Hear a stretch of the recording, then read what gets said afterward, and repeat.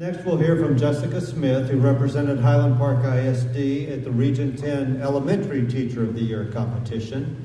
But again, first we begin with a video that illustrates how much Bradfield students love learning about art in their classroom.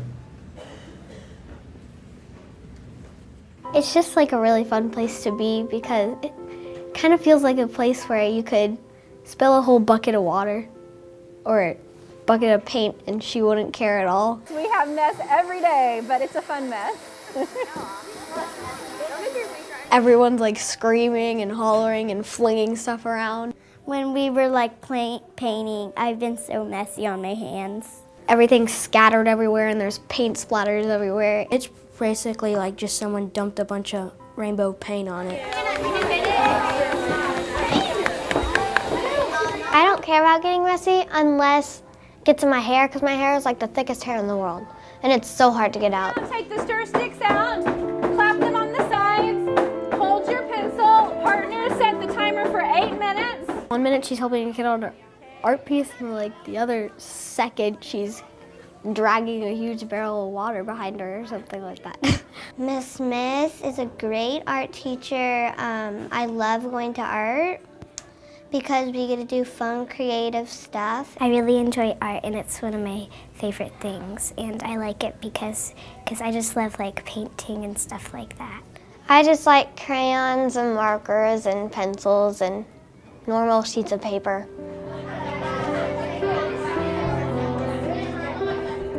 Probably a most recent project was a hand sculpture where we stuck our hand in a big bucket of goo. That was like kind of a fun part. You want to try to pull up very, very slowly. It'll rip away from your bracelet, or it should at least. It would make a mold and we put this stuff that would dry and we would be holding a pencil. So it would be a white cast of your hand with like an actual pencil in it. See the fingertips and the pencil. At that point, you want to very carefully remove it. I don't know how you could think of those ideas because I don't think I could. I actually took a picture of it and of course I posted it on Instagram. There's this famous picture.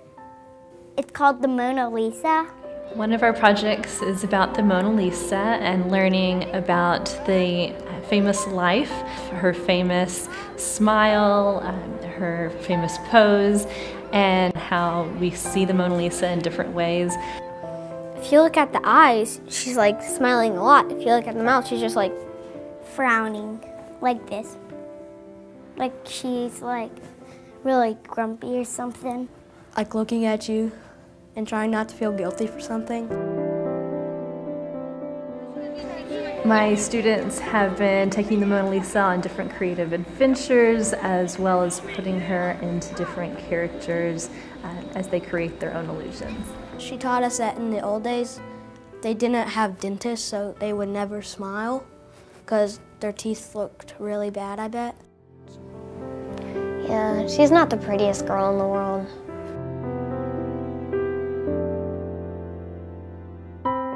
Congratulations, Miss Smith. I'm so happy for you to be our new art teacher, and it's always a blast just going in there and getting dirty and having fun.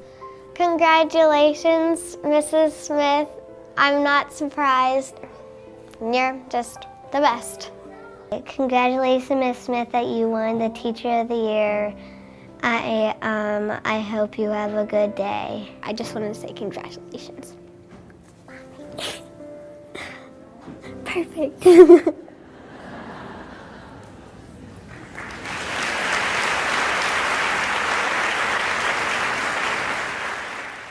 Good morning. It is such an honor to be in front of all of you today and represent the wonderful staff at Bradfield Elementary. This day is always a mixed bag of feelings, closing the door on the fun and the freedom of summer vacation and opening the door to a new exciting chapter in all of the adventures that this school year holds. Life in the art studio is always an adventure, usually a messy adventure. Being dressed up in front of a large group of grown-ups is certainly not a norm for me, so I've set up a small but more familiar environment here. I've asked some of our students to join me today to help illustrate the beauty of an individual's creativity and the power of collaboration. Thanks for coming, students. Awesome, great. I feel better already. I wanted our time together to be about the students because that's what we, as a Highland Park community, are all about. I also think it's important to celebrate our district for the value they place on the arts. Last spring, one first grader asked me, "Miss Smith, why do we get to come to art if we don't learn anything?" While I felt a small stab to the heart, I asked him what he meant. He said, "Well, how is it when we get to have time for art when it's not learning about math and literacy?"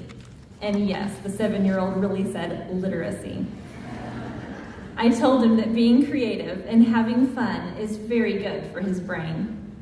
What I didn't tell him was that when we're making plaster hand molds, we're discovering the concept of displacement and even a little chemistry. That when we talk about Da Vinci's Mona Lisa being stolen from the Louvre, we're touching on European history, and that Dale Chihuly blurs the lines between liquid and solid, organic and inorganic. All these concepts are just disguised in many colors and mediums.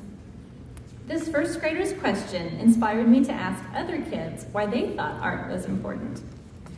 One third grader told me that she loved art because other people's opinion doesn't matter. It matters what you think about the project. I love her statement of creative ownership and how right she is. In art, as in life, there's more than one right answer. As I was preparing for my first year as an art teacher, I was inspired by the much hyped exhibit at the Dallas Arboretum of the work by glass artist Dale Chihuly. This was beautiful art in a setting that many of my students frequented and enjoyed. I knew the bright colors, organic shapes, and the method behind their creation would surely grab all my kids' interest. Who wouldn't like learning about melting things in fire? Each grade level took part in creating collaborative sculptures and really seemed to enjoy the teamwork behind creating our own school-wide exhibit. But the energy that began to spread among students was gratifying. One mother told me about what little Margot, a kindergartner, said to the doorman as they were checking into their hotel on family vacation. Margot tugged at the doorman's arm and said, "Excuse me, is that Chihuly?" Pointing to the large chandelier in the lobby. "Well, yes, young lady, it is," he replied, rather stunned at a sophisticated question coming from a 5-year-old. This young lady has done what we all hope for students, to make connections from the classroom to the real world. And I'm not just talking about the art classroom. We all teach them small elements of information and hope students can apply their knowledge to the collective whole.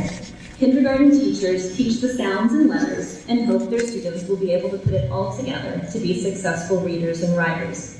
Science teachers literally teach the basic elements and hope students can see them as building blocks to all greater things.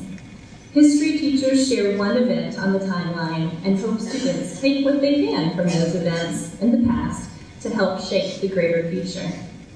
One of my favorite pieces of art helps me to illustrate this point. We are all one component, and our small parts that we play in our students' lives become a small portion of the whole. And when we get caught up in the focus of our separate days, we need to be more like pointillism painters and remember to take a step back and think of the larger picture we are all aiming for. It's important to remember that our collaboration creates a completely different work than if we isolate ourselves as one piece. So much is accomplished in our separate classrooms, but as we develop our individual ideas for the school year, we want to remember to come together as teams, schools, a district, and a community.